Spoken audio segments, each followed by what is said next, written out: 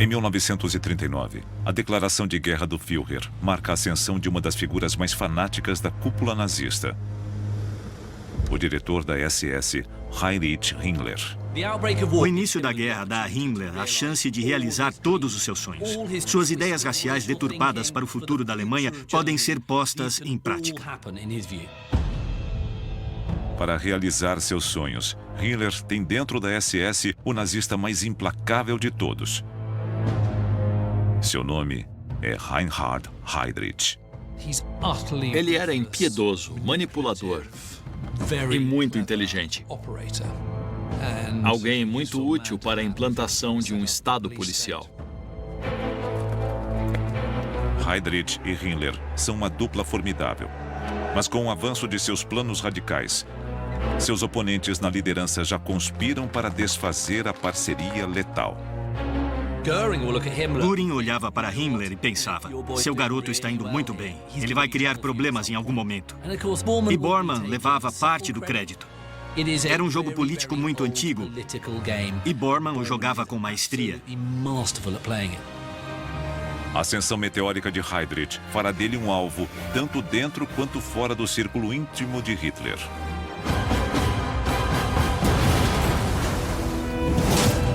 Esta é a história dos asseclas de Hitler. Os ciúmes, as disputas internas e a bajulação que criarão um monstro e alimentarão os maiores horrores do Terceiro Reich.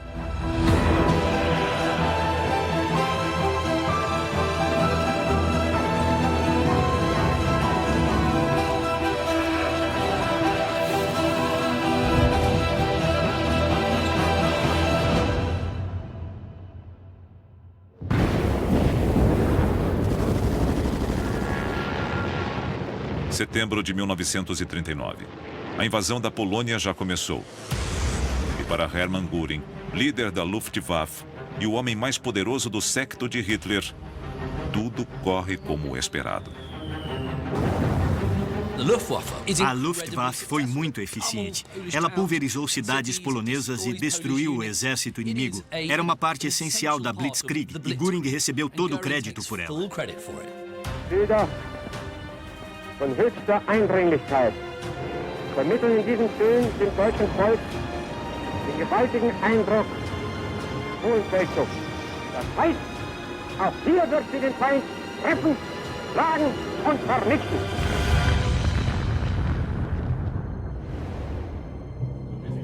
Göring muda de opinião totalmente. No começo do ano, ele era abertamente contrário aos planos expansionistas de Hitler para o Terceiro Reich. Göring via o plano com ceticismo, mas tudo deu certo. E deu certo muito rápido. E Göring ganhou confiança para dizer, é uma ótima ideia, conte comigo. Mas há outros na cúpula nazista que também veem na Polônia a oportunidade de brilhar.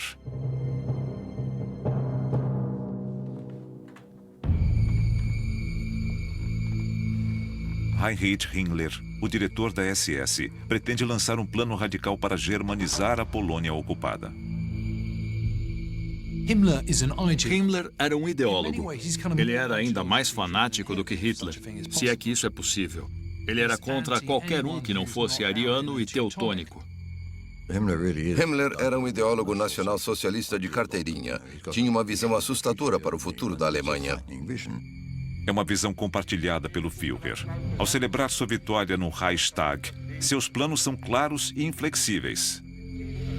Erstens, Schaffung einer Reichsgrenze, die so betont den historischen, ethnografischen und wirtschaftlichen Bedingungen entspricht.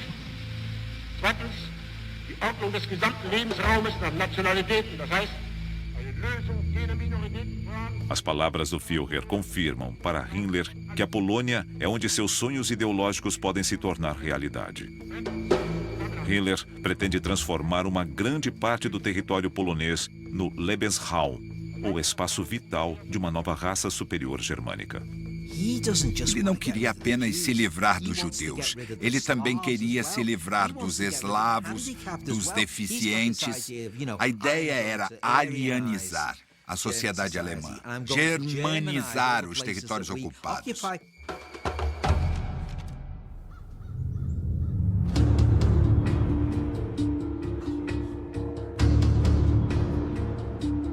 objetivo de Himmler é expulsar milhões de poloneses étnicos e judeus do oeste da Polônia, abrindo espaço para colonos alemães.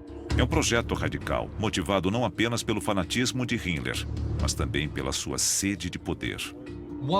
Quando eles fossem expulsos e o país fosse germanizado, e eles tivessem seu Lebensraum, a SS assumiria o comando. Então, com a ocupação de territórios, o papel e a autoridade de Himmler também aumentavam. E Himmler tem seu próprio exemplo de supremacia ariana para fazer o trabalho.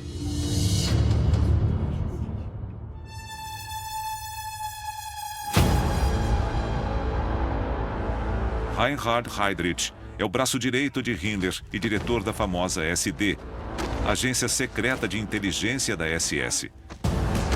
Enquanto Himmler se concentra em detalhes e na doutrina, é ele quem os põe em prática. Heydrich era frio e pragmático. Não era um sonhador. Era quem implementava as visões ideológicas. Se você desenhasse a caricatura de um vilão da SS, desenharia Heydrich.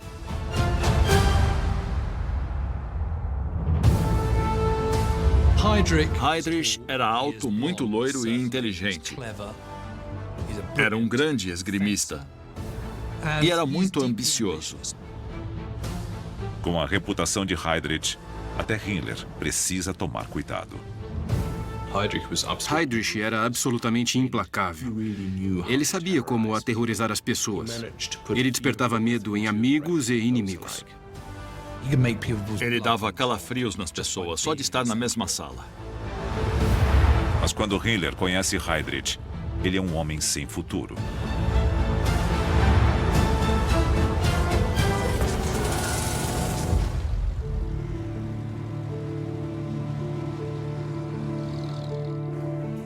Em 1931, enquanto Himmler está construindo sua nova organização paramilitar, a SS, Heydrich está desempregado e desesperado. Antes de Heydrich se juntar a Himmler, ele era um homem arruinado. Ele tinha perdido posto na Marinha.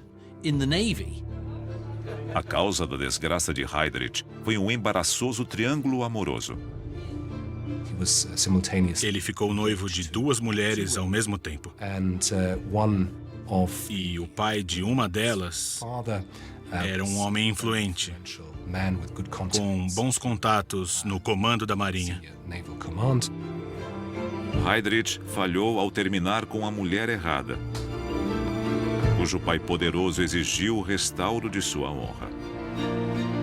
Heydrich foi dispensado, não exatamente por causa do noivado duplo, mas por não ter tratado o caso com respeito, o que foi considerado inaceitável para um oficial da Marinha Alemã.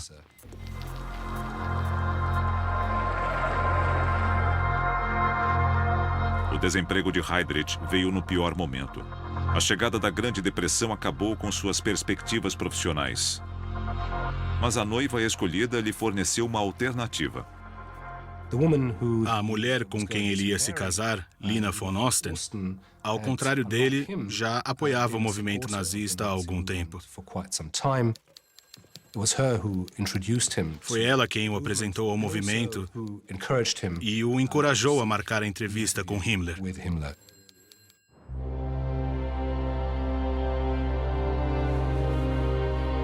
Himmler precisa de alguém para criar a SD, um serviço secreto de inteligência subordinado à SS. Heydrich nunca trabalhou como espião, mas não deixou que isso o impedisse. Que experiência Heydrich tinha com redes de inteligência? Nenhuma. Só tinha lido, quando jovem, livros de detetives e espionagem. E usou o que sabia sobre essas histórias para impressionar Himmler, dizendo como uma agência funcionaria. Para a sorte de Heydrich, Himmler, um aspirante a soldado, fica encantado com o porte do ex-oficial da Marinha. Himmler sempre sonhou em ser um soldado, sem nunca ter sido. E ficou impressionado com o jargão militar e com a aparência física de Heydrich. E decidiu encarregá-lo de montar a SD. Após contar sua primeira mentira, Heydrich é agora o novo espião-chefe de Himmler. Essa era toda a experiência dele. Mas foi o bastante. E como veríamos, ninguém aprendia mais rápido do que Heydrich.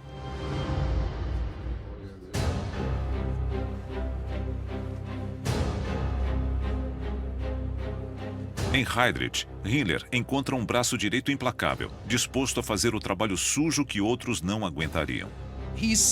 Ele era incrivelmente eficiente por causa da crueldade.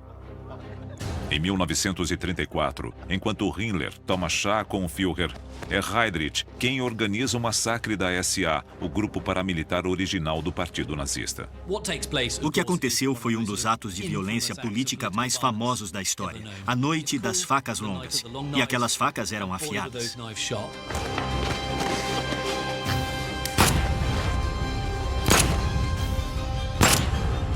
Acredita-se que em apenas 3 dias, entre 150 e 200 pessoas foram executadas.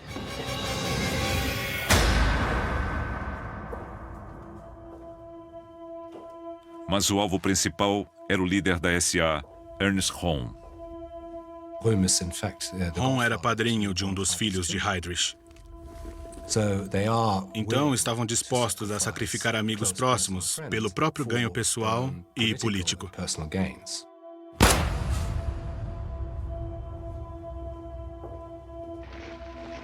A Noite das Facas Longas transforma a SS na maior força de segurança, vigilância e terror do Partido Nazista, fazendo do antes insignificante Himmler o principal capanga de Hitler. Mas é Heydrich quem mostra mais potencial. Em muitos sentidos, o sucesso da SS só pode ser explicado porque Himmler e Heydrich trabalhavam juntos tão bem. Eles tinham talentos complementares. Um era capaz de cultivar relacionamentos próximos na liderança nazista. O outro era claramente um administrador eficiente e talentoso.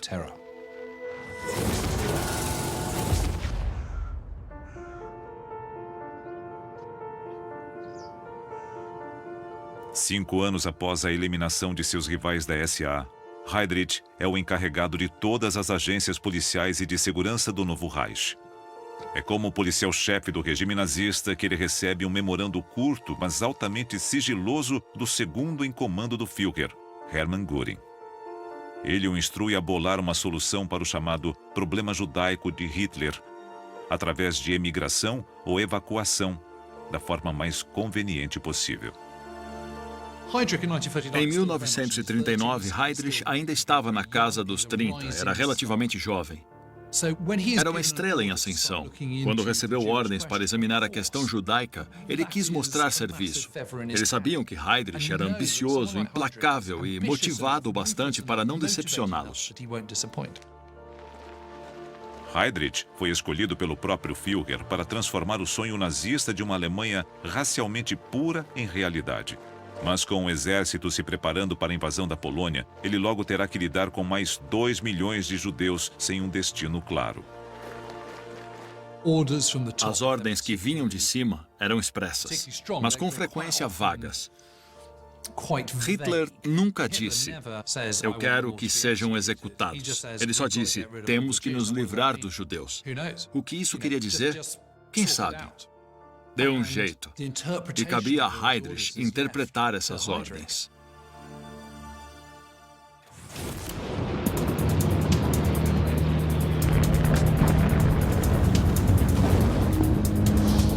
Com as tropas alemãs invadindo a Polônia, Heydrich tem a missão de preparar um novo território para a germanização. Ele cria forças-tarefas especiais da SS, ou Einsatzgruppen, para forçar a rendição da população civil através do terror. A tarefa do Einsatzgruppen na campanha polonesa era decapitar a sociedade polonesa.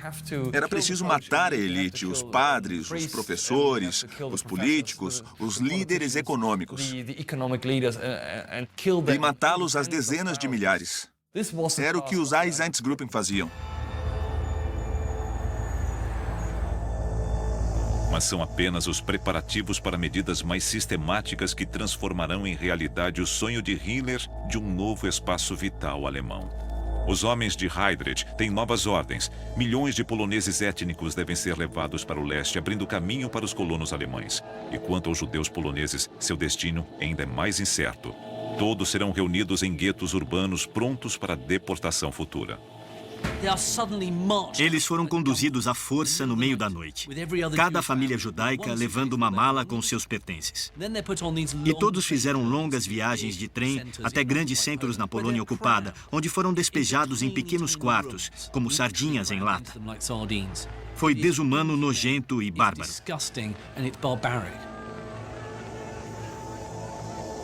No início de 1940, centenas de milhares de judeus se amontoam nos guetos de uma área recém-criada chamada de Governo Geral. Heydrich não tem preocupações morais ou práticas com suas condições de vida. Em parte, porque será apenas uma medida temporária. Mas o impacto das enormes migrações forçadas incomoda outros líderes nazistas.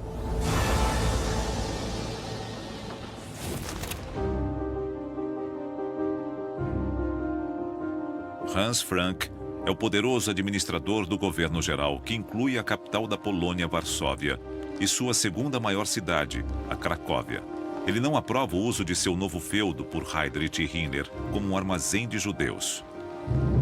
Frank teme que seu governo geral se torne, nas palavras dele, um depósito de indesejáveis de outros territórios ocupados.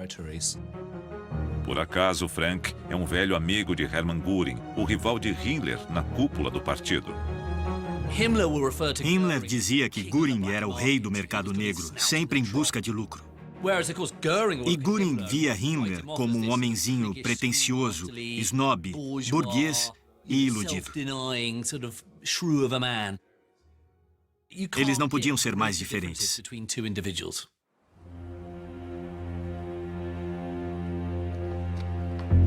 Quando Göring descobre que as atividades da SS estão ameaçando a viabilidade econômica do governo geral, é a oportunidade perfeita para marcar posição.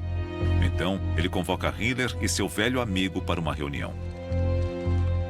O problema era que Hans Frank tinha a tarefa de tocar o governo geral na Polônia.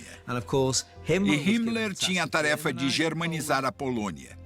Então Frank dizia: pare de mandar toda essa gente para a Polônia. E Himmler dizia: e para onde você quer que eles vão?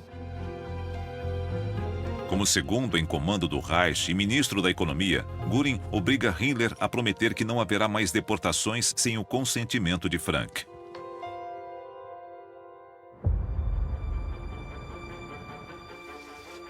Para Himmler, é um lembrete de quem realmente tem influência na cúpula nazista. Heydrich precisa encontrar um novo destino para os judeus poloneses.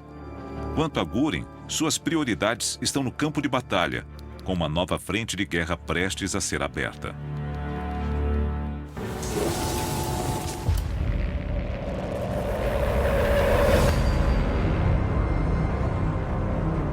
Encorajado pelo sucesso na Polônia, Hitler decide atacar seus inimigos a oeste. É a vez deles de sentir a eficiência devastadora da Luftwaffe de Göring. Ele começou no começo de abril com a Noruega e a Dinamarca. Depois, em 10 de maio de 1940, a Wehrmacht atacou a França, Luxemburgo, a Bélgica e a Holanda. E um dos pilotos de combate na Europa Ocidental é o próprio Reinhard Heydrich. Ao contrário de seu chefe, Himmler, o soldado frustrado, Heydrich satisfaz seu desejo de ação militar. Foi algo extremamente arriscado para um homem tão importante quanto ele, no Terceiro Reich. Isso ilustra seu desejo de provar que ele não era apenas um burocrata, mas também um guerreiro capaz de correr riscos, um macho alfa, como dizemos hoje.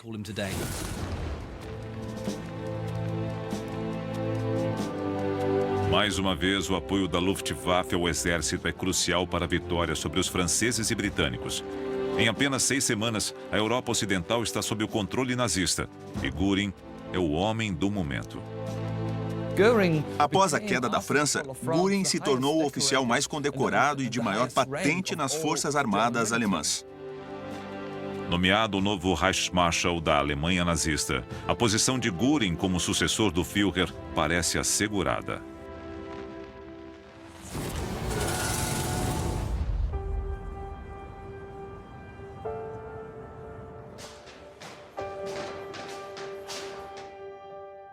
A ocupação da França também pode fornecer uma solução pouco convencional para o problema judaico de Heydrich, a ilha de Madagascar. Heydrich viu a possibilidade de usar a ex-colônia francesa de Madagascar como um novo lar para os judeus. O plano de Heydrich é enviar todos os judeus da Europa para a ilha remota, a quase 13 mil quilômetros na costa leste da África. É um sinal da crueldade que Heydrich está disposto a infligir sobre milhões de pessoas. Todos sabiam que, como Madagascar tinha um clima inóspito, especialmente para os europeus, muitas pessoas morreriam. Mas isso fazia parte dos cálculos. Mas seu plano encontra um grande obstáculo: a Marinha Britânica. O plano de Madagascar dependia da vitória alemã sobre a Inglaterra. Enquanto a Inglaterra estivesse na guerra, a rota marítima até Madagascar não seria segura.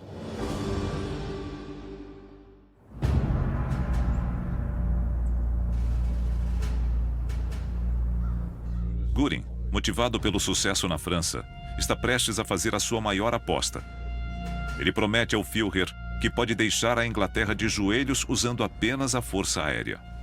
Göring tinha certeza de que a Luftwaffe seria capaz disso, o que a colocaria acima do exército e da marinha. Ao mesmo tempo, Göring subiria no conceito de Hitler.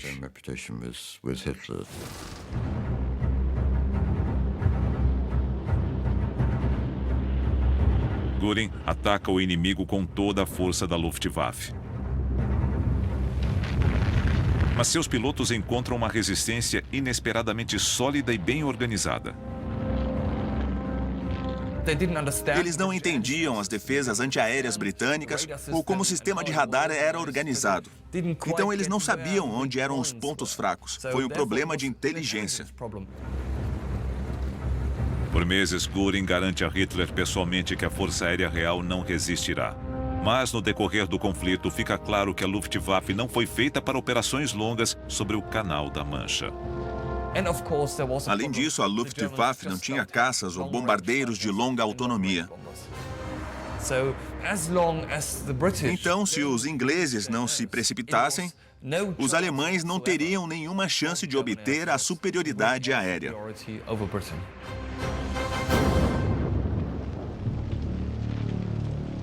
Para Göring, é um desastre pessoal. Depois de prometer tanto, tudo o que pode apresentar é o primeiro grande fracasso militar da Alemanha nazista. Hitler começou a desconfiar de Göring e de suas promessas. Ele começou a se perguntar: por quanto tempo vou suportar Göring e contar com ele para fazer certas coisas?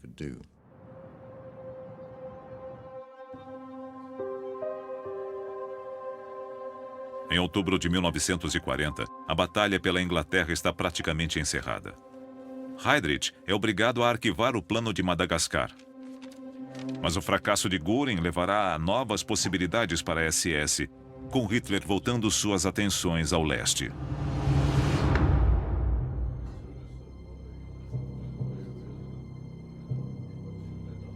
Diante da resistência inglesa, o Führer decide que a União Soviética é a chave para a supremacia nazista na Europa. Hitler concluiu que se derrotasse a União Soviética, teria muitos recursos para usar contra a Inglaterra. E se derrotasse a União Soviética, a Inglaterra estaria perdida na Europa e faria um acordo. Para Göring, invadir a União Soviética enquanto a Inglaterra ainda os ameaça é um suicídio estratégico. Mas desde seu fracasso militar, sua credibilidade nunca esteve tão baixa. Para Göring, o Império Britânico era o principal inimigo no momento. Ele deixa isso claro para Hitler, mas não insiste. Ele percebe que se insistir mais terá problemas. Já Himmler e Heydrich têm outra visão.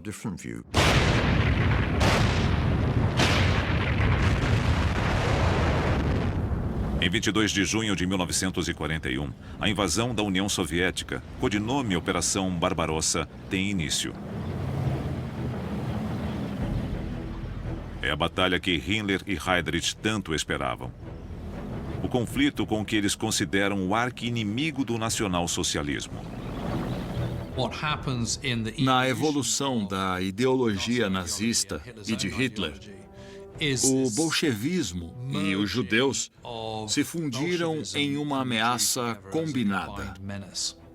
O judeu bolchevique. E o antissemitismo estava no cerne disso. O vasto território russo oferece espaço vital ilimitado para o novo império germânico. E eles não medirão esforços para conquistá-lo. A guerra contra a União Soviética seria muito diferente de todas as outras. Regras que não podiam ser quebradas não se aplicavam à guerra ideológica que ocorreria no fronte oriental. Himmler prevê que milhões de eslavos russos morrerão de fome quando o exército alemão avançar sobre o território soviético. Os Einsatzgruppen entram em ação. E logo fica claro que Heydrich ordenou o aumento da violência contra os judeus. Logo, as forças-tarefas de Heydrich começaram a matar homens judeus de idade militar. Em seguida, também começaram a matar mulheres e crianças judias.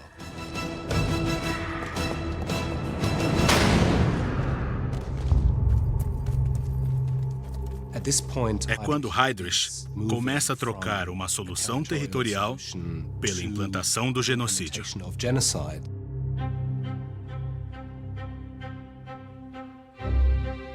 Heydrich está se mostrando o seguidor mais fiel do credo de ódio do Führer. E poucas semanas após a invasão, ele visita um Göring acuado, para que ele assine o que ficará conhecido como a solução final. Heydrich foi a Göring com um documento que o autorizava a usar a solução final para a questão judaica. O termo "solução final" é deliberadamente vago, mas fica claro que Heydrich quer o controle sobre ela. Heydrich queria garantias da liderança nazista, basicamente de Hitler via Göring, de que ele, e não o exército ou os administradores civis, seria o responsável por encontrar essa solução para um problema que aumentava a cada dia.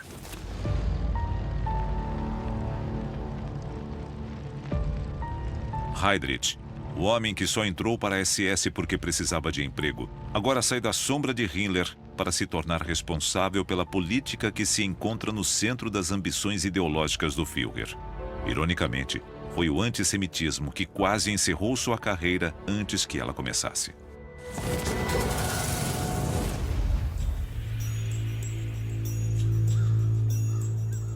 Heydrich só está em seu novo emprego há um ano, quando um documento, alegando que o jovem oficial da SS é judeu, chega à mesa do Führer. Ele revela que o segundo marido da avó paterna de Heydrich possuía um sobrenome supostamente judeu. As acusações de que ele era contaminado, entre aspas, por sangue judeu eram as mais graves possíveis no Terceiro Reich. Originalmente, a história foi usada para manchar a reputação do pai de Heydrich, Bruno Heydrich, um músico e compositor famoso. Embora o pai de Heydrich tivesse provado que eles não possuíam qualquer ascendência judaica, muitos anos antes, isso continuou perseguindo Heydrich. Embora Heydrich pudesse mostrar facilmente que não tinha sangue judeu, ele sabe que na cúpula nazista até boatos sem fundamento são perigosos. Por isso, o apoio de Himmler é crucial. Sem dúvida, Heydrich precisava do apoio de Himmler. Como vimos várias vezes no regime nazista, não importava se uma acusação era verdadeira ou falsa, ela seria usada de qualquer forma, porque os nazistas criavam sua própria verdade. Heydrich estava ciente, porque também fazia isso.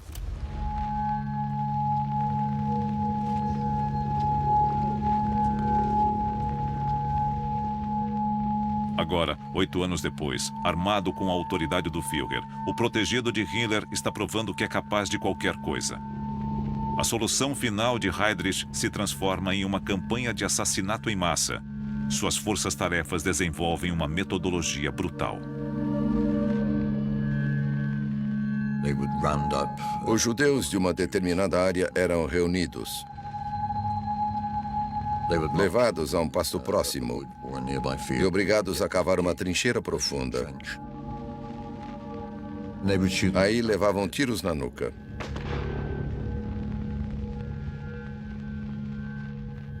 O segundo grupo era alinhado na beira da vala, baleado e caía sobre os outros. E assim por diante, até que a vala se enchesse, e eles a fechavam com cal e terra.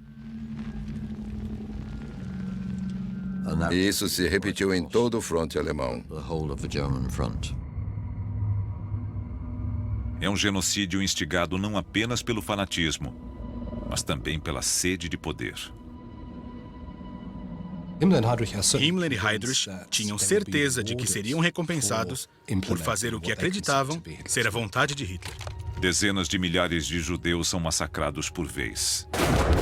E lugares como a Ravina, próxima a Kiev, a capital da Ucrânia, serão associados para sempre ao assassinato em massa.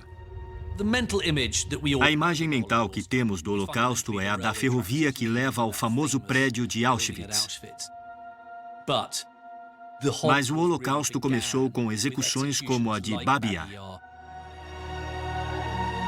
Em apenas 2 dias, em setembro de 1941, mais de 33 mil judeus são sistematicamente mortos a tiros e jogados no abismo.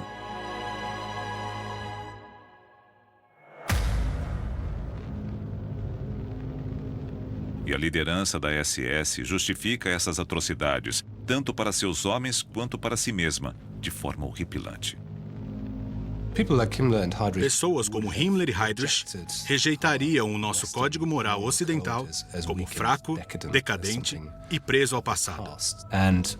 O compromisso deles era principalmente com a raça germânica. Então, o que consideramos crimes hediondos, do ponto de vista deles, era um serviço ao povo deles.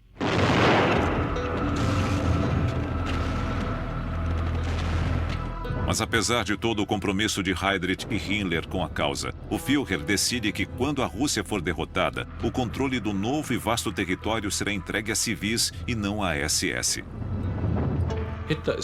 Hitler tomava cuidado para não concentrar muito poder em poucas mãos. Embora fosse grato a eles, estava tentando limitar o poder da SS e de outras agências comandadas por Himmler e Heydrich.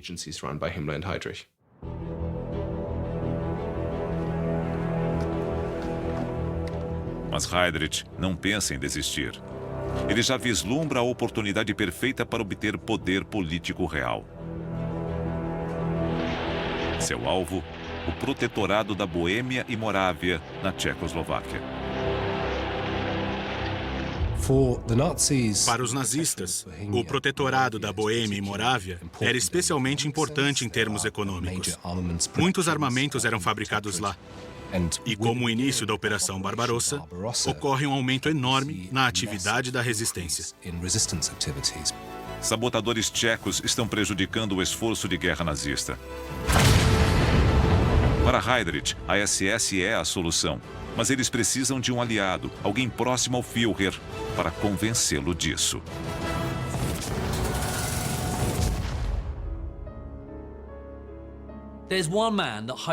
Há um homem que Heydrich precisa impressionar para assumir a Boêmia e Morávia.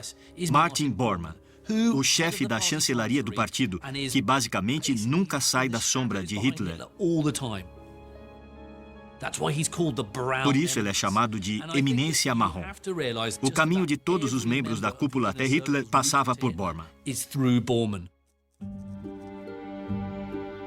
Heydrich mobiliza sua rede de inteligência para compilar relatos que desacreditem e denigram a administração civil em Praga. Eles alegaram que os administradores civis daqueles territórios não eram capazes de controlar a situação. Ele estava louco para assumir o controle de um lugar como aquele e pegá-lo pelo pescoço e estrangulá-lo até que o povo começasse a obedecer. Não é difícil convencer Bormann, já que a promoção de Heydrich dará ao sagaz burocrata uma forma de controlar a estrela em ascensão de Himmler. Analisando o comportamento de Bormann na cúpula nazista, ele era incrivelmente esperto. Ele sabia que, se Heydrich fosse para Praga, ele responderia diretamente a Hitler, mas através dele, Martin Bormann. Quando Bormann apresenta o relatório de Heydrich, ele surte o efeito desejado. Hitler fica furioso e diz que os tchecos precisam aprender uma lição. Heydrich é transferido para Praga.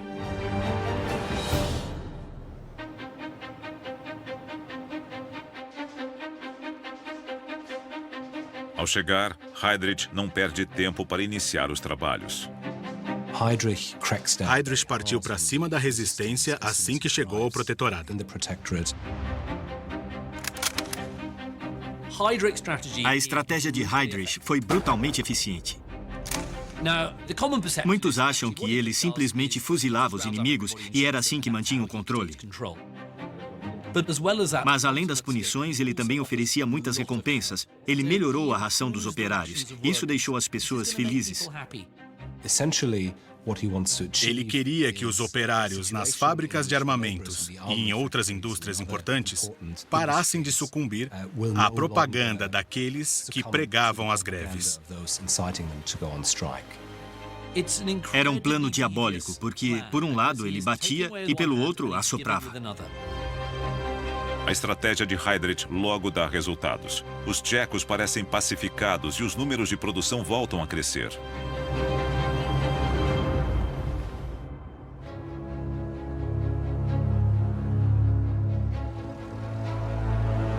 Quando Heydrich retorna a Berlim, é sobre ele que todos estão falando. Goebbels, o ministro da propaganda nazista e um dos confidentes mais próximos do Führer, está especialmente impressionado. Como Goebbels escreveu em seu diário, ele brincou de gato e rato com os tchecos e conseguiu controlá-los. Foi quando Heydrich passou a ser visto por outros membros da hierarquia nazista como um líder por mérito próprio.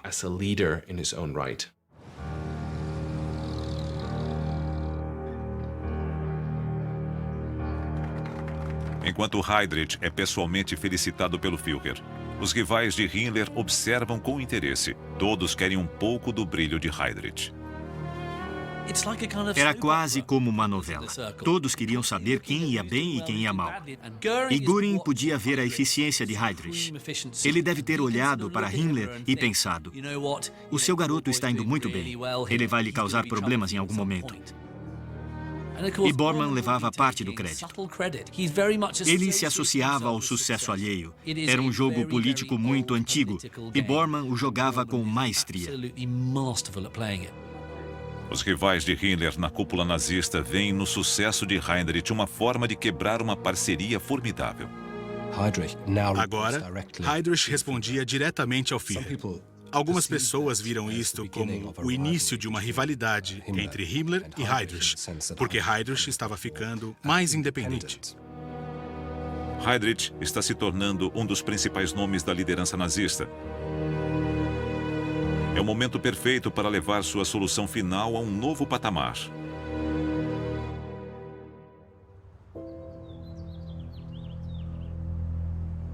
Em 20 de janeiro de 1942, Wannsee, nos arredores de Berlim, recebe uma reunião secreta entre servidores civis de alto escalão, oficiais do partido e membros dos serviços de segurança. Presidida por Heydrich, ela será uma das reuniões mais conhecidas da história. Heydrich marcou a conferência por dois motivos. Primeiro, para obter o controle sobre as políticas antijudaicas. Segundo, para alinhar a implementação da solução final com as outras agências estatais alemãs. A solução final de Heydrich envolverá o transporte de até 11 milhões de pessoas através do continente. E ele precisa de controle quase ditatorial sobre diversas agências para torná-la possível. Heydrich queria deixar claro que era o número 1 nesse programa. Sou eu quem manda, é isso que vai acontecer e ninguém vai me atrapalhar. O encontro é repleto de detalhes burocráticos sobre como identificar e classificar todos os judeus da Europa e depois levá-los ao seu destino final. A questão judaica mudou de figura. Eles deportariam os judeus para o leste. Na reunião, ninguém falou em matá-los, mas a implicação era que eles não voltariam. Com milhões de judeus presos em guetos por toda a Europa, a solução final de Heydrich está prestes a se tornar um genocídio em escala industrial. O que atrai Heydrich e os oficiais da Gestapo é a ideia de construir campos onde poderiam matar muitas pessoas em um dia e se livrar dos corpos. Em outras palavras, trocar uma forma de execução violenta cara a cara por outra mais abstrata e industrial. Em 17 de março de 1942, entra em operação a primeira câmara de gás fixa em Belzec, no leste da Polônia, onde, em apenas 3 meses, 8.000 pessoas são mortas. É o que acontece após a Conferência de Wannsee. Os campos são abertos em março de 1942 e milhões de judeus são mortos. Himmler e Heydrich planejam um extermínio sistemático de milhões de homens, mulheres e crianças inocentes. Perversamente, o comando deste projeto repulsivo é o auge da carreira de Heydrich.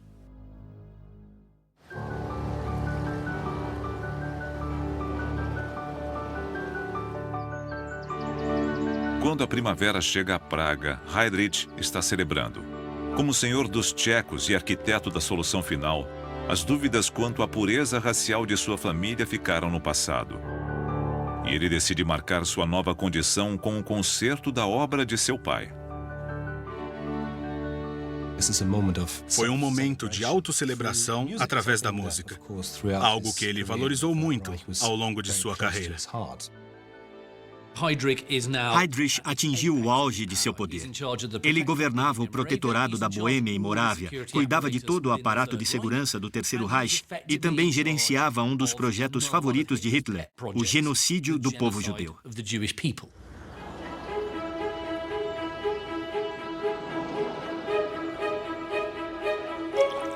Naquela noite, o gelado Heydrich mostra um novo lado de sua personalidade.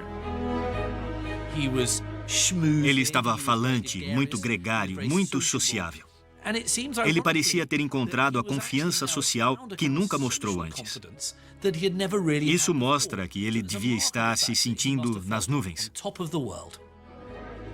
No dia seguinte, Heydrich tem uma reunião com o Führer em Berlim. Após seu sucesso em Praga, ele espera assumir o controle sobre os territórios ocupados tanto na Europa Oriental quanto na Ocidental. A ambição da liderança da SS em 1941 e 42 era estender seus poderes ao resto da Europa Oriental e depois à Europa Ocidental, que ainda era controlada por um regime militar de ocupação. Pode ser um grande avanço para a SS, mas a ascensão de Heydrich como membro da cúpula nazista também pode fazer dele um alvo.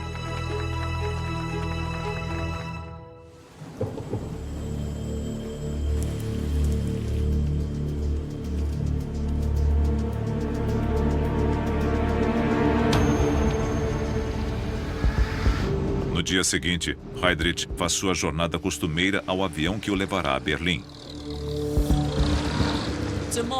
O fato de Heydrich andar por aí em um carro aberto era um sinal de sua arrogância. Ele não gostava da ideia de se esconder em uma limusine blindada cercada de tanques e batedores. Não, ele queria mostrar que podia andar em um carro de capota aberta e ninguém tocaria nele.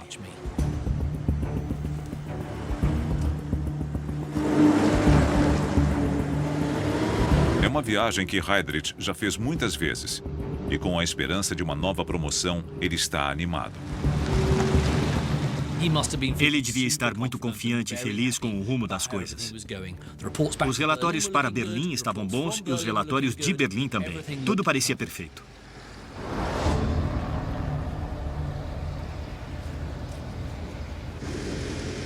Mas quando o carro desacelera para uma curva fechada, há algo de errado.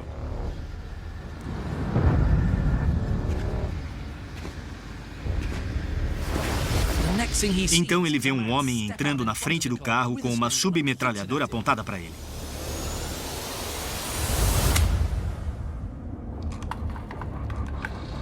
Heydrich saca sua arma imediatamente.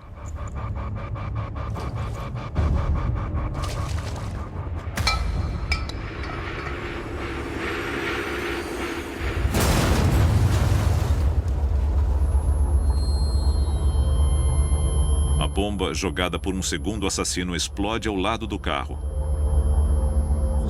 O lado de Heydrich foi coberto de estilhaços, mas ele não se abalou. Continuou atirando contra os conspiradores enquanto eles fugiam.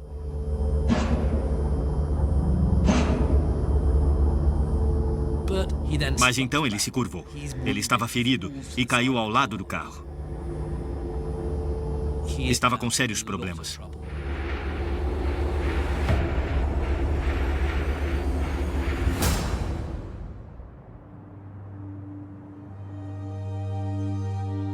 Ao ficar sabendo do ataque, Himmler envia imediatamente seu médico pessoal, Karl Gebhardt.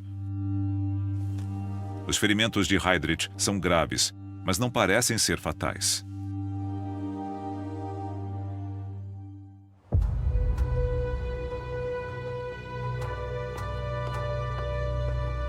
Sete dias após uma operação para remover estilhaços de seu braço, Heydrich parece se recuperar.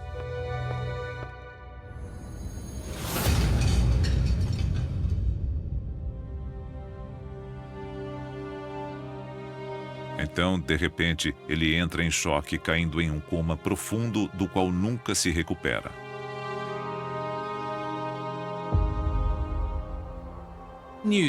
Quando a notícia da morte de Heydrich chegou a Berlim, o choque no séquito de Hitler foi enorme. Nenhum daqueles homens se sentia seguro. Se podia acontecer com Heydrich, podia acontecer com qualquer um deles.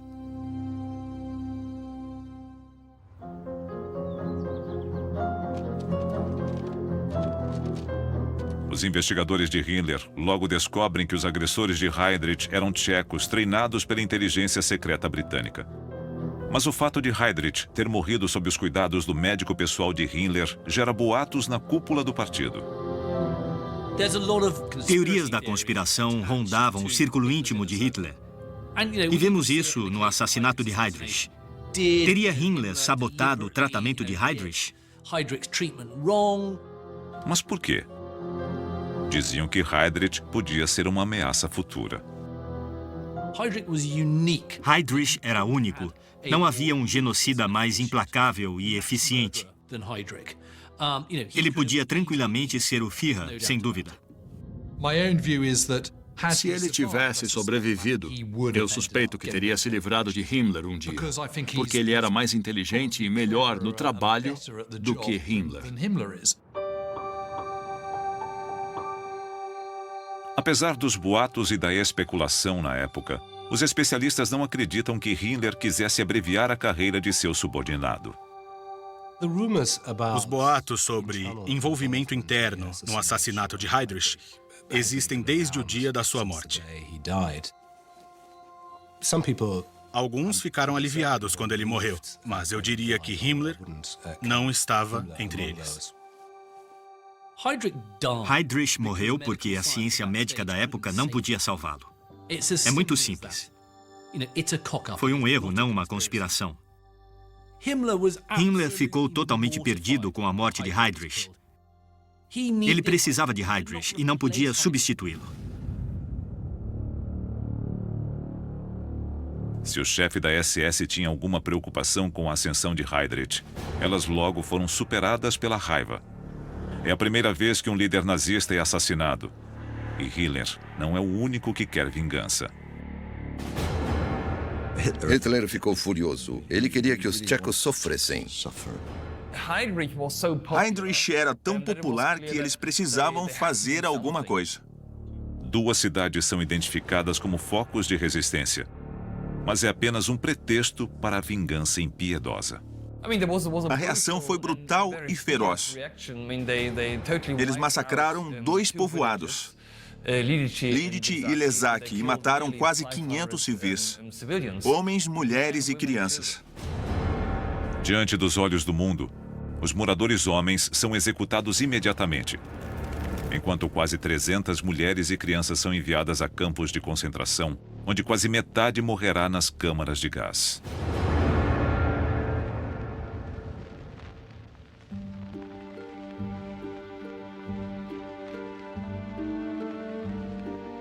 Enquanto as duas cidades são literalmente varridas da face da terra, o corpo de Heydrich é levado a Berlim para um enterro solene.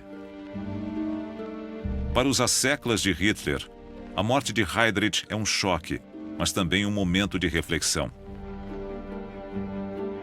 Para Göring, isolado pela decisão de invadir a Rússia, é hora de voltar ao jogo.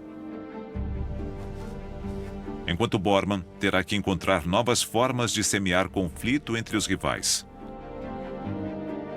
A tarefa de Himmler é simples: continuar o que seu pupilo começou. Himmler assume a responsabilidade direta por continuar com o genocídio da forma mais rápida e completa possível.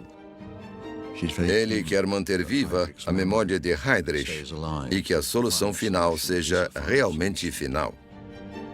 Na chamada Operação Reinhard, Himmler sancionará a morte de mais de 6 milhões de homens, mulheres e crianças no que se tornará o maior crime contra a humanidade da história: o Holocausto.